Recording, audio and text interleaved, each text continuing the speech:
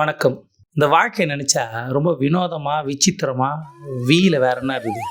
ஏன்னா, நேத்து தமிழகத்தின் முதலமைச்சர் மாண்புமிகு ஜோசப் விஜய் அவர்கள் பேப்பர பார்த்து ரைமிங்ல சில டயலாக் சொன்னாரு. அதனால நான் வினோதம், விசித்திரம் அப்படி இருக்குது வாழ்க்கை.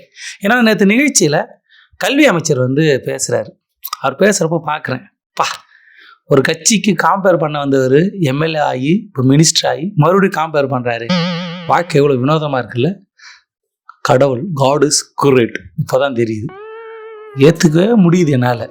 ஒரு மனுஷன், ஒரு மினி பஸ்ஸு, மைக்கு, கையில் 4 பேப்பரு, இதை வச்சு ஒரு மாநிலத்தில் ஆட்சியை பிடிச்சி சிஎம் ஆகி, காம்பேர் பண்ண வந்தவரை கல்வி அமைச்சராக்கி, சும்மா இருந்தவரை ஸ்போர்ட்ஸ் மினிஸ்டர் ஆக்கி, வாழ்க்கை எவ்வளோ ஆச்சரியமாக இருக்குது. ஏதோ மல்டிவர்ஸில் இருக்கிறேன்னா என்னன்னே புரியல எனக்கு.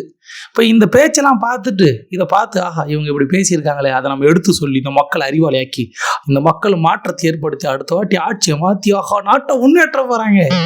இந்தியாவில் என்ன கரும ஆரம்பத்திலே பேசுறாரு அமைச்சர். பேசுறாரு, என்ன சொல்றாருன்னா, தாய்மார்களுக்கும் தமிழுக்கும் முதலிடம் அப்படின்றாரு. முதலிடமா 3வது இடத்துல தள்ளிட்டாங்க தமிழ் தாய் வாழ்த்தை.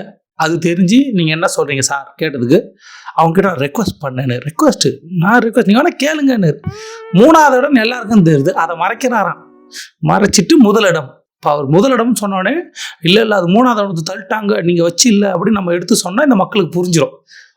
அப்படி அவங்க போய் சொல்கிறாங்களா, இனிமேல் அவங்கள தூக்கி போடு, நாங்கள் அறிவாளி ஆயிடுறோம், இனி அறிவாளி ஆகி நாங்கள் நாட்டு முன்னேற்றத்துக்கு போடா வேணே. அவர் ரெக்வஸ்ட் பண்ணதில் என் காதில் கூட ஏறல, மூக்கில் கூட ஏறல.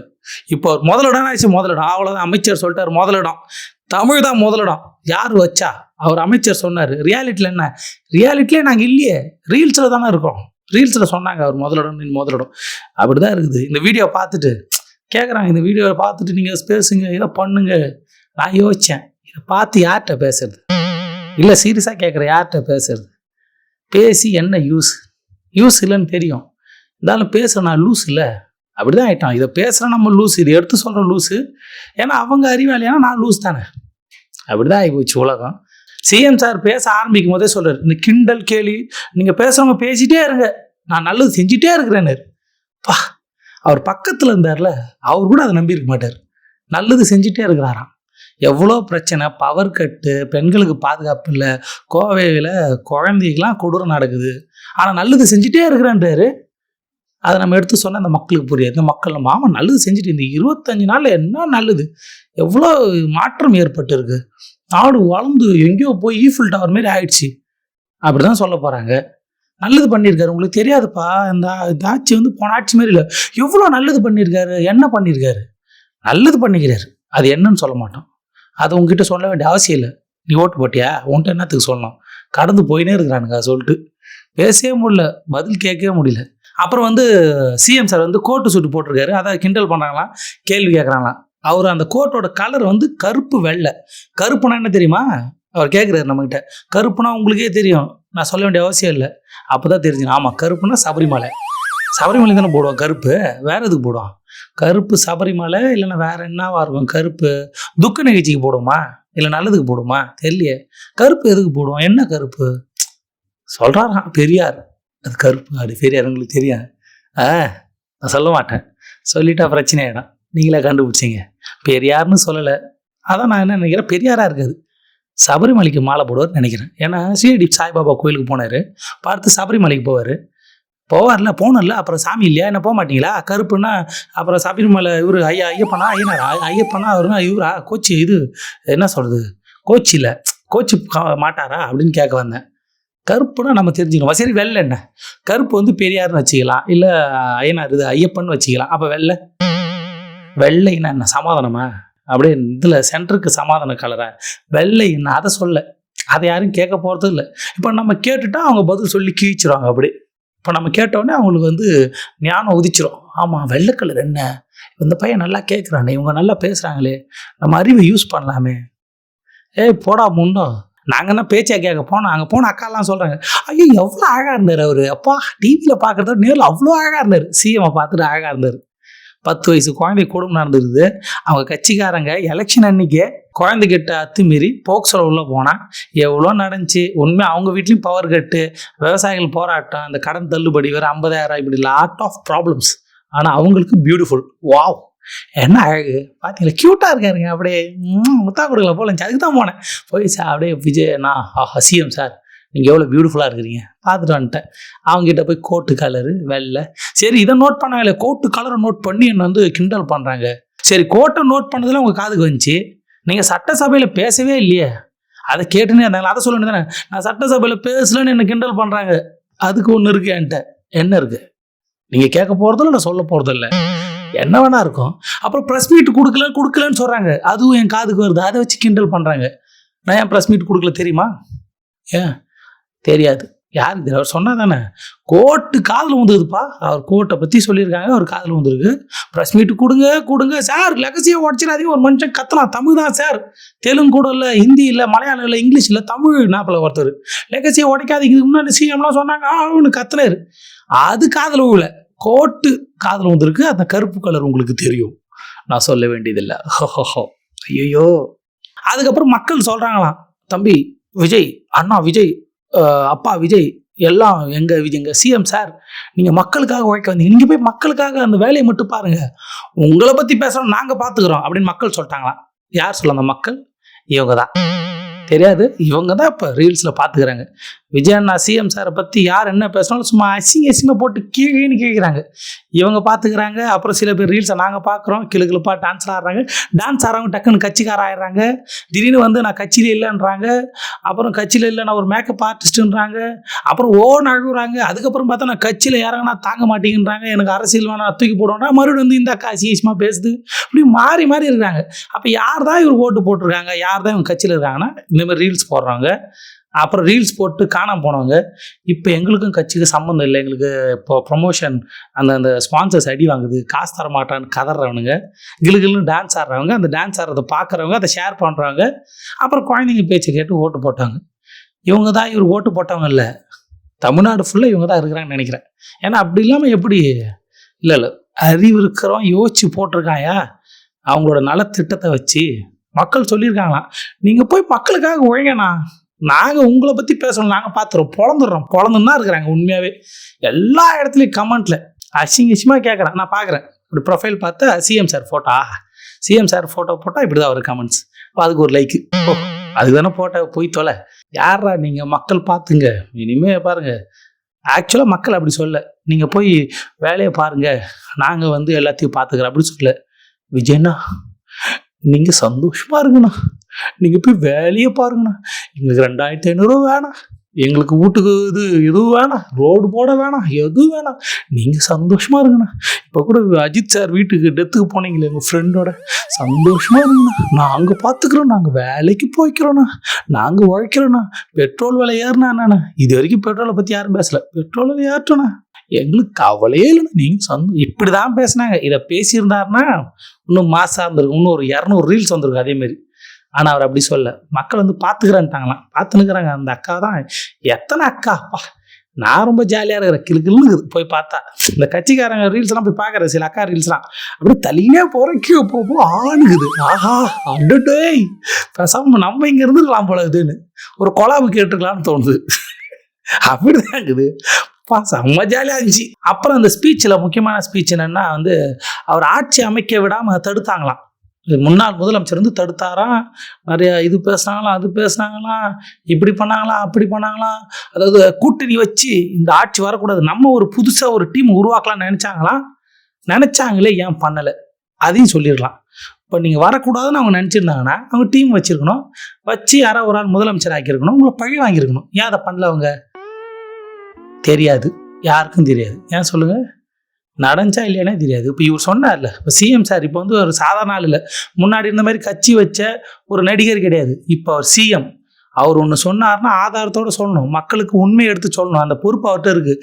இவ்வளோ பொறுப்பாக நான் பேசுனா போடா, வேற ஒன்று சொல்ல வந்தேன், அது சொல்லக்கூடாது, அது வேணாம், அந்த அறிவுரைலாம் வேணாம். யார்கிட்ட நான் அறிவுரை சொல்கிறேன், யாருக்கு நான் அட்வைஸ் பண்ணி, ஆஹா இன்டெலெக்சுவல் பீப்புள்டா இவங்க, இவங்களுக்கு இன்டெலெக்சுவலாக பேசணும், ஒரு சிஎம்மோட வேலைன்னு நம்ம எடுத்து சொல்லணும்.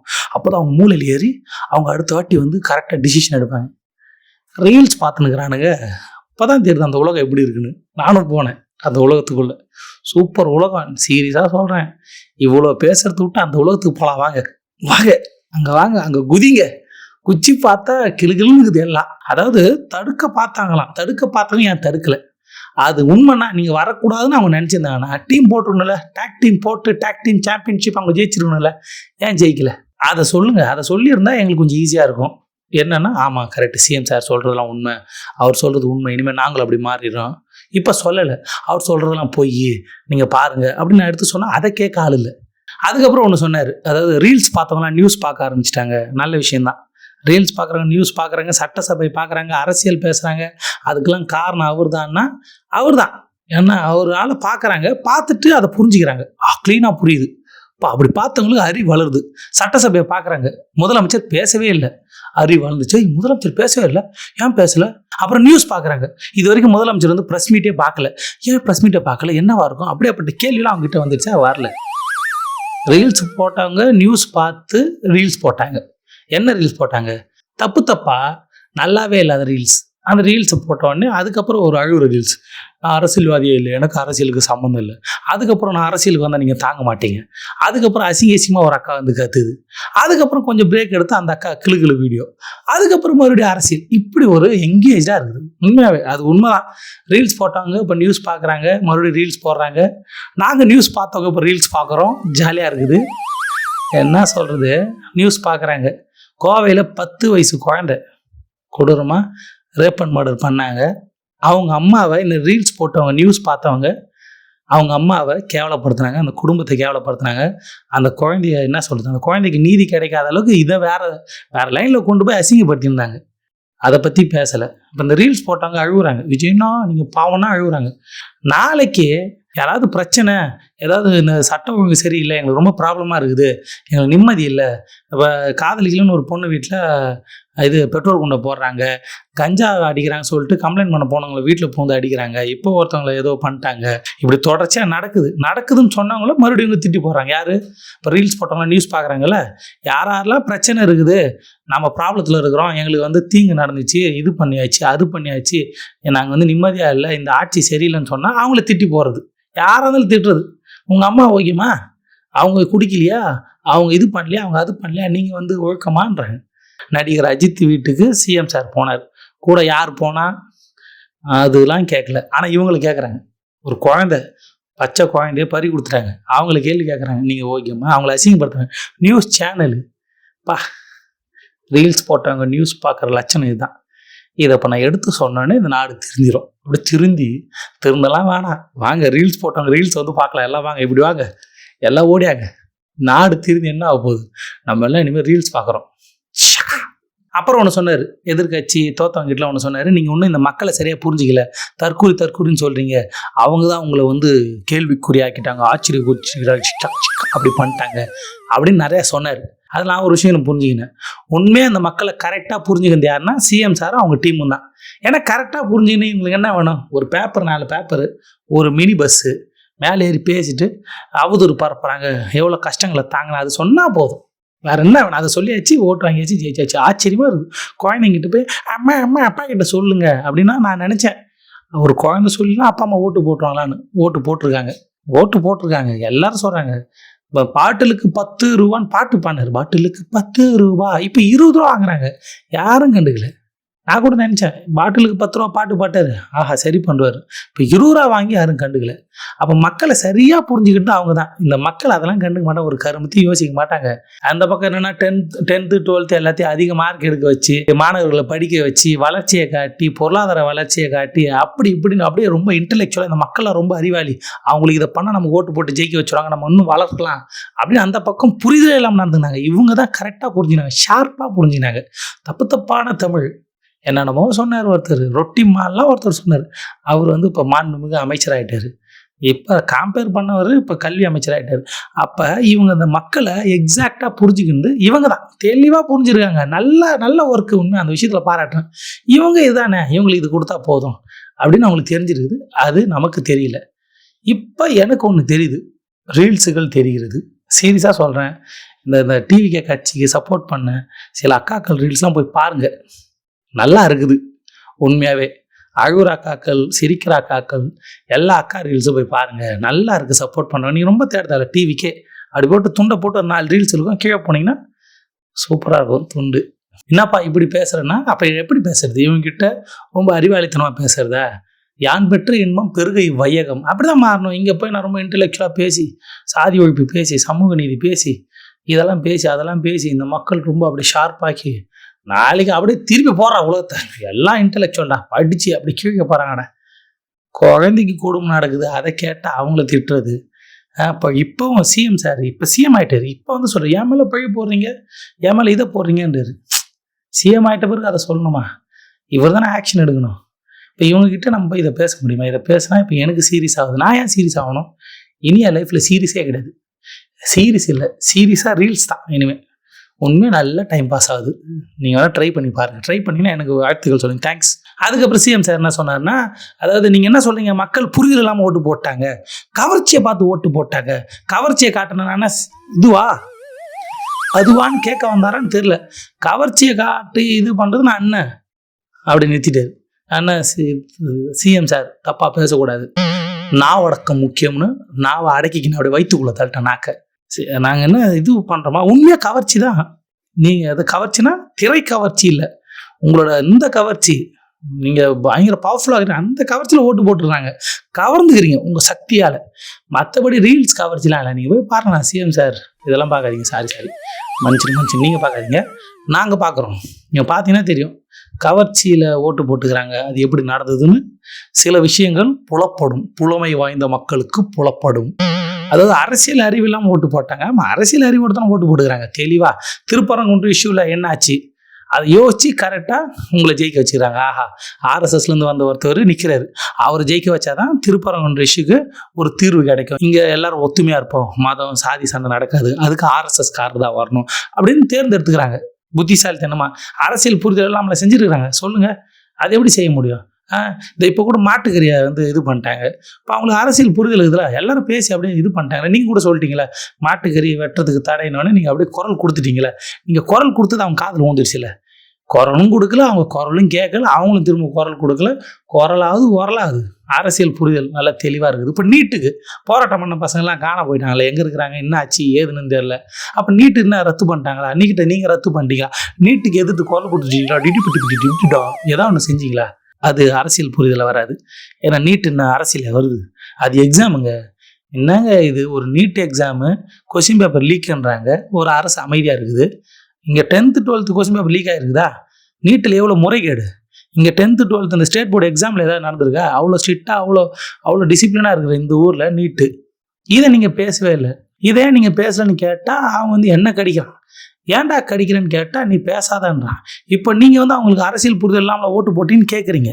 இப்போ நீங்கள் கேட்டோன்னே அவங்களுக்கு அரசியல் புரிதல் இல்லை நான் எடுத்து சொன்னோடனே அவங்களுக்கு அரசியல் புரிதல் வந்துருமா? வராது. வந்தால் என்ன, வரலாம் என்ன, அவங்களுக்கு அரசியல் புரிதல் இருக்குது, நாங்கள் ஒத்துன்னு போயிடுறோம். பேசுறதெல்லாம் வேஸ்ட்.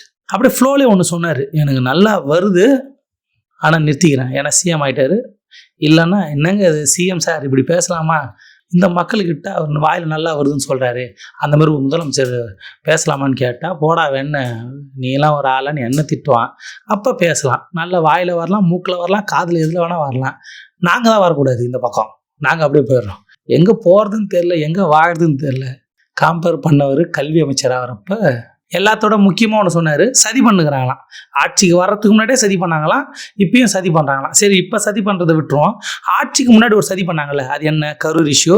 அப்புறம் உங்கள் படம் ரிலீஸ் ஆச்சு. இப்போ நீங்கள் ஆட்சியில் இருக்கீங்க, தயவு செய்து விசாரிச்சு கரூர் இஷ்யூக்கு யார் காரணம் தெளிவாக ஒரு அறிக்கை கொடுங்க, அரெஸ்ட் பண்ணுங்க, ஏதாவது ஒன்று தண்டனை வாங்கி கொடுங்க, பார்ப்போம், நாங்கள் தெரிஞ்சுக்கிறோம். அந்த சதியை உடங்கி பார்ப்போம். இப்போ தான் ஆட்சி இருக்குது, அதிகாரம் இருக்குது, பவர் இருக்குது. சும்மா அது யாருன்னு என்ன தான் ஆச்சு எங்களுக்கு ஒரு கதையாவது சொல்லுங்க, கேட்குறோம். ஒரு ஆள் அரெஸ்ட் பண்ணுங்க, யாராவது இந்த சைட்லேருந்து ஒரு ஆள் மேலே எஃப்ஐஆர் போடுங்க ப்ளீஸ், தயவு செய்து போடுங்க, நாங்கள் தெரிஞ்சுக்கிறோம். ஏதாவது செய்யுங்க சார். இன்னும் சதின்றீங்க, சதியெலாம் இல்லை இதெல்லாம் இல்லைன்னு நாங்கள் சொன்னாலும் யாரும் கேட்குறதும் இல்லை. ஆன்னு கத்துறானுங்க, நானும் சேர்ந்து கத்த போகிறேன், ஊன்னு கத்த போகிறேன். கத்தி ஆமாம் சதி தான், ஐயோ நான் சதி, ஆமாம் இவங்ககிட்ட அந்த சதிலாம் இல்லை, அதுக்கு வந்து இவர் தான் காரணம் அவர் தான் காரணம்னு இப்போ எல்லோரும் உட்காந்து படம் எடுத்து சொல்ல போகிறோம். எடுத்து சொன்னோன்னே இவங்க அறிவாளி ஆகிடுவானுங்க. என்ன நடக்க போகுது? இப்போயே 5வது அந்த 10வது படிக்கிற குழந்தைங்களாம் ரெடி ஆகிடுச்சு அடுத்து ஓட்டு போடுறதுக்கு. அதுக்கப்புறம் அதுக்கு முன்னாடி இருக்கிற குழந்தை இப்போயே ரெடியாக இருக்குது. மறுபடியும் இப்போ அம்மா கிட்ட அம்மா என்ன போகுது, சரியாகி நான் போட்டுறேன் ஓட்டு, ஜிஜாக்கா முடிஞ்சு. இப்போ இந்த போராட்டம் புரட்சி இதெல்லாம் எதுக்கு எனக்கு ஒன்றும் புரியல. எவ்வளோ போராட்டம் நடந்துனுக்குது, மக்கள் அவஸ்தைப்படுறாங்க, பவர் கட் ஆகுது. அதுவும் என்னன்னு தெரியல. உங்களுக்கு ஆதரவாக வீடியோ போட்டாங்களே, எதிர்த்து வீடியோ போடுறாங்க. அதில் கூட மாற்றம் ஏற்படலை. மாற்றலாம் ஏற்பட எனக்கு வந்து ஒன்றும் ஏற்பட தேவையில்லை. எதுக்கு ஏற்படணும்? விடுங்க. இவங்க தான் இப்போ தான் போய் காப்பாற்றுறாங்க. இப்போ திருப்பரங்குன்ற இஷ்யூக்கு ஒரு டாக்குமெண்ட்ரி எடுத்தாங்க. அந்த டாக்குமெண்ட்ரியை போடக்கூடாது சொல்லிட்டாங்க. மேலெடுத்து உத்தரவு நீங்கள் செய்யக்கூடாது. யார் மேலிடம் தெரியாது, என்ன உத்தரவு தெரியாது. அந்த டாக்குமெண்ட்ரி போடாதீங்க, போடக்கூடாது, அவ்வளோதான் முடிஞ்சு. என்ன மாதிரி டாக்குமெண்ட்ரி? இப்போ இந்த டாக்குமெண்ட்லாம் எடுத்து சொல்லி உங்களை அறிவாளி ஆக்க போகிறோமா?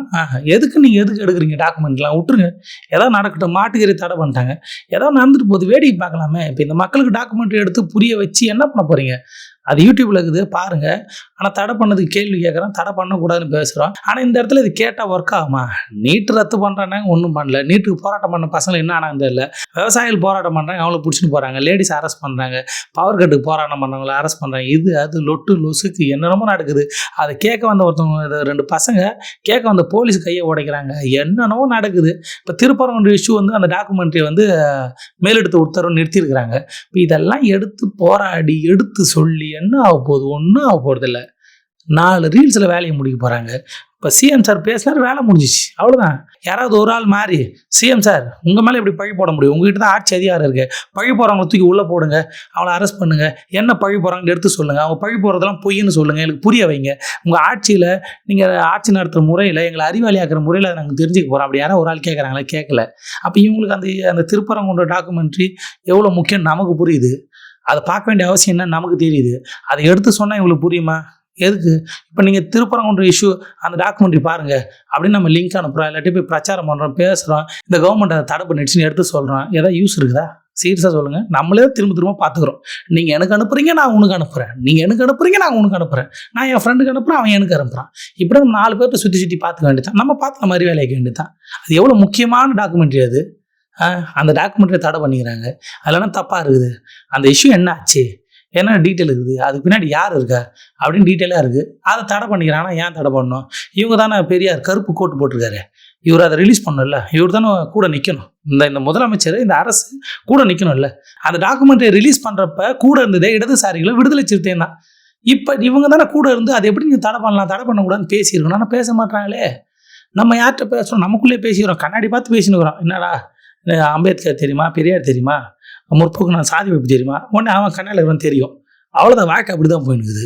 கண்ணாடி பார்த்து பேசுகிற மாதிரி தான் இருக்குது. யார்கிட்ட பேசி என்ன புண்ணியம்? இந்த கொடுமை எங்கே போய் சொல்கிறது? செவுத்துல முட்டிக்கவா, எங்கேயா போய் குச்சிரவா? அப்படி தான் இருக்குது. இப்போ யார்கிட்ட பேசணும், என்ன பேசணும், ஒன்றும் புரியல.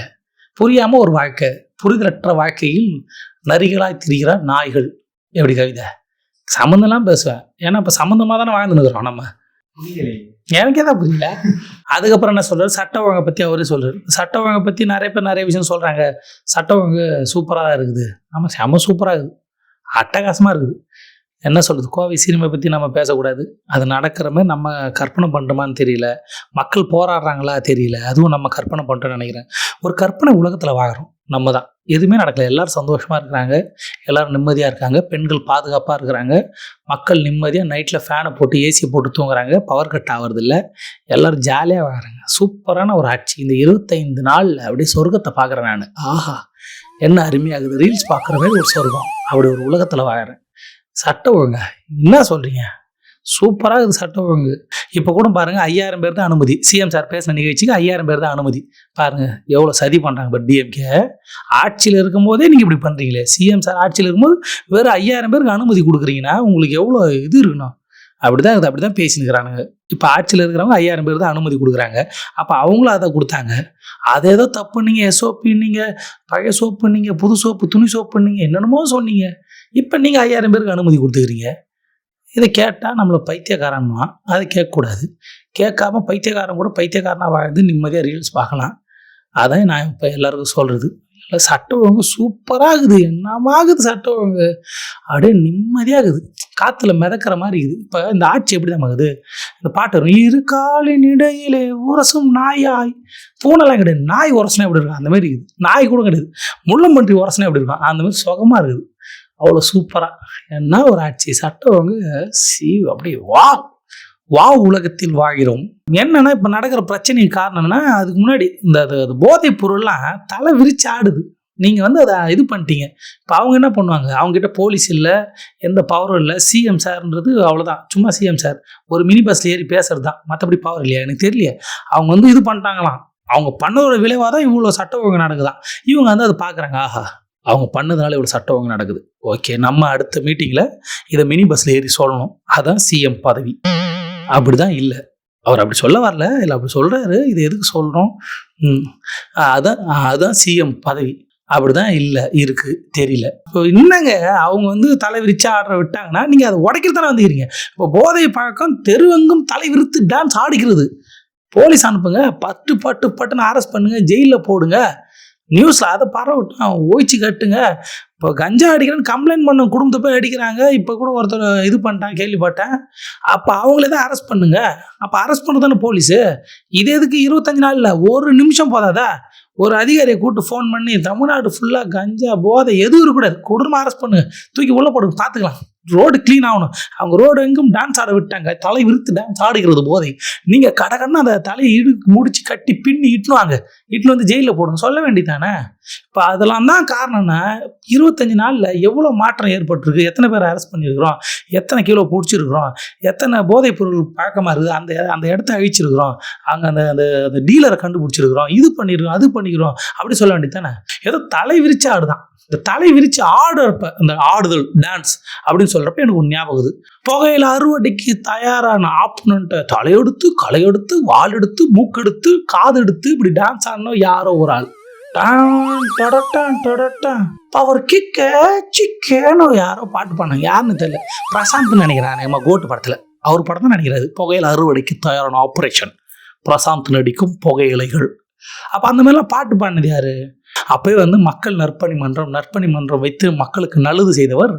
புகையில தருவடிக்கு டடாட்டாக்கு டிட்டுன்னு பாட்டு பாடி அது தலை விரிச்சா இல்லை, அது தலையை கட்டுன்னு ஆடிச்சு.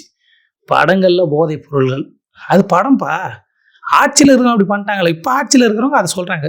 அப்போ ஒருத்தர் டான்ஸ் ஆடி வீடியோ படம் போட்டார், இந்த ஆட்சி அதை வந்து தலை விரிச்சு ஆட வச்சுது, நாங்கள் அதை பார்த்துன்னு இருக்கிறோம், பார்த்துட்டு நடக்கிறதுக்கு ஒரு காரணம் சொல்கிறோம், இதான் காரணம் சொல்கிறதுக்கு ஒரு அரசு. வாவ்.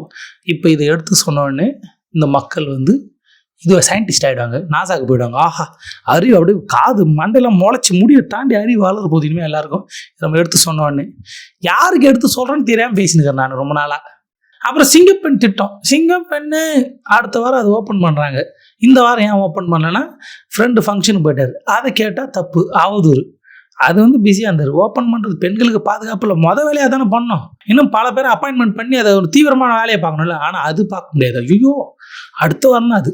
நல்ல நாள், நல்ல நேரம், நல்ல டைமிங்கில் நம்ம வந்து இது பண்ணோம், படத்தை ரிலீஸ் பண்ணோம், அப்போ தான் படம் ஹிட் ஆகும். அது சினிமா துறை. இது அப்படி இல்லை. இது வந்து நல்ல நாள்லாம் இல்லை, கரெக்டான நேரம். சிஎம் சாருக்கு தெரியும், போன வாரம் ஃபங்க்ஷன் இருந்துச்சு, அந்த நேரத்தில் அது பண்ண முடியாது, தூக்கி போட அடுத்த வாரம் புகையில அது அறுவடைக்கு ஆப்ரேஷனை அடுத்த வாரத்தில் அது வரப்போகுது. அடுத்த வாரத்துலேருந்து பாருங்கள், இது வரைக்கும் நடந்ததெல்லாம் கட்சிக்காரன் எலெக்ஷன் அன்னைக்கு குழந்தைகிட்ட தப்பானது போக்சோ வழக்கில் உள்ளே போயிருக்கான், யாருமே பேசலை, பேச தேவையில்லை. ஏன்னா விஜயண்ணா பாவம், சிஎம் சார் பாவங்கள். ஐயோ என்னென்னவோ பேசுகிறேனே. ஆனால் எனக்கு இதில் பிடிச்சது ஒன்று இருக்குது, நான் வாய் விட்டு சிரிச்சது, மனசு விட்டு சிரித்தேன், யோசிச்சு பார்த்தாலே சந்தோஷமாக இருக்குது. அதாவது சிஎம் சாரோட அந்த ரெகுலர் டைலாக் இருக்குல்ல, இந்த தூய சக்தி தீய சக்தி, அதை சொல்லினே இருக்கும்போது தீந்து போன சக்தின்ட்டார். யார் அது தீந்து போன சக்தி, யாரை சொல்கிறாருன்னு பார்த்தா ஏடிஎம்கே. அடப்பாவிலா, தீந்து போன சக்தியா? உண்மையாக தீந்து போன சக்தி. இப்போ இந்த தீந்து போன சக்தின்னு உங்களை தான் சொல்கிறாங்கன்னு நான் யார்கிட்ட போய் சொல்கிறது? தீந்து போயிட்டாங்களே, உண்மையை தேடுறேன். யார்கிட்ட போய் எடப்பாடி ஐயா இப்படி சொல்கிறாரு, உங்களை தீந்து போன சக்தின்றாரு, எழுந்து வாங்க, நீங்கள் வந்து குரல் கொடுங்கன்னா அவரே நொந்து போன சக்தியாக இருக்கிறார், நொந்து போயிருக்கிறார். அவரை பாவம், அங்கேருந்து 4 பேர் இப்படி போயிட்டாங்க, குதிரை பேர இல்லைன்றாரு, குதிரையும் கிடையாது கழுதையும் கிடையாது எதுவும் கிடையாதுன்னு சிஎம் சார் சொல்லிட்டாரு. ஆனால் 4 பேர் எதுக்கு போனாங்கன்னு தெரில. இந்த தீந்து போன சக்தின்னு உங்களை தான் சொல்கிறான்னு யார்கிட்ட சொல்கிறதுன்னு தெரில. தீந்து போன சக்தி, ஐயோ ஐயோ ஐயோ ஐயோ, எப்படி இருந்த கட்சி, பேரை கூட சொல்ல மாட்டாரு சிஎம் சார். அந்த மற்றும் பலர் தீந்து போன சக்தி உண்மையாக தீந்து தான் போச்சு, சக்தியே இல்லை. அப்புறம் இங்கே தீர்ந்துடுது, வெறும் தீந்து போகணுன்னு வைங்க. ஐயோ, இதெல்லாம் யார்கிட்ட சொல்கிறது? சவுக்கு சங்கர் கத்தினுந்தாப்புல, இது சவுக்கு சங்கர் காதில் விழாது, சும்மா சொல்லிட்டு போட்டு விட்டுடலாம் அப்படின்னு விட்டுருவாரு. ஏன்னா தீந்து போச்சு, அவருக்கும் தெரியும், எல்லாருக்கும் தெரியும். தீந்து போன சக்தியா? எப்பேற்பட்ட கட்சி தீந்து போன சக்தியாக்கி, தீந்து போனதாக்கி, இந்து போனதாக்கி ஆக்கி அப்படி ஆகிட்டாங்க. இப்போ கொடுமையாக பாரு. இதில் வேற, அதாவது திருச்சியில் வந்து இடைத்தேர்தல் வரப்போகுது, அதுக்கு வந்து வேட்பாளருக்காக வெயிட்டிங். சின்னத்திரையின் சின்ன தளபதி வரப்போறாரு, சஞ்சீவண்ணா அடுத்த மினிஸ்டர் வெயிட்டிங். யாருக்கு தெரியும், அவர் எதுவும் சொல்கிறதுக்கு இல்லை. போன வீடியோவில் ஏதாவது பேசலாம்னு நினச்சேன், திடீர்னு அவர் எம்எல்ஏ நின்று ஜெயிச்சு அவர் மினிஸ்டர் ஆகி ஐயோ எப்பா கம்பேர் பண்ணவரே கல்வி அமைச்சராக இருப்பா, அவர் ஆக மாட்டாரா? அவருக்கு நிறைய ஃபேன்ஸ் இருக்கிறாங்க. சீரியல் நானே பார்த்துக்கிறேன், திருமதி செல்வம் குழந்தையா இருக்கும்போது நான் அவரோட ஃபேனு. அப்புறம் அவர் மாநாட மயிலோட மூச்சு விடாமல் பேசுவார். அது இப்போ ஆரம்பிச்சேன்னா இன்றைக்கி திருச்சியில் நான் நிற்கும் போது அவர் வந்தார் இவர் வந்து சூப்பராக பேசுவார், அதுக்கு ஃபேனு. ரேப்லாம் இப்போ தானே கண்டுபிடிச்சாங்க, அவர் அப்பயே கண்டுபிடிச்சிட்டாரு. இப்போ கூட விக்கு வச்சு என்னமா ஆடுறாரு. அவர் விக்கு வைப்பார், நான் எதிர்பார்க்கல. விக்கு வச்சவர் எலெக்ஷன் ஜெயிச்சு கோட்டையில் கால் எடுத்து வைப்பார். எப்படி ரைமிங்க யாருக்கு தெரியும், என்ன கருமம் நடக்குதுன்னே தெரியல. யாரோ வராங்க, யாரோ போகிறாங்க, யாரோ ஜெயிக்கிறாங்க. ஒரு மினி பஸ்ஸு மேடை ஏறி பேப்பரை பார்த்து படித்து சிஎம் ஆகிட்டார். அம்பேத்கராது பெரியாராது கொள்கையாது ஒன்றும் சொல்கிறதுல. இப்போ இதை எடுத்து போட்டு உடச்சி இப்போ தான் எனக்கு திருப்தி ஆகுது. ஆஹா, என் மக்களை வந்து நம்ம வந்து நல்ல விஷயங்களை எடுத்து சொல்லிக்கிறோம். இனிமேல் பாரு இந்த மக்களை என்ன பாரு, இதே அவனும் பார்க்க மாட்டான். இதை எடுத்து சொல்லி அதை பார்த்து ஒரு குழந்தை சொல்லுது நீட்டை மட்டும் ரத்து பண்ணுங்கன்னு சொல்லிட்டு அடுத்த செகண்டு ஜூலியக்காவை கடிக்க போயிடுச்சு. குழந்தெல்லாம் போய் கடிக்குது. இப்போ குழந்தைங்கிட்டலாம் போய் என்னன்னு பேசுறது நான்? குழந்தைக்கு என்ன புரியுது?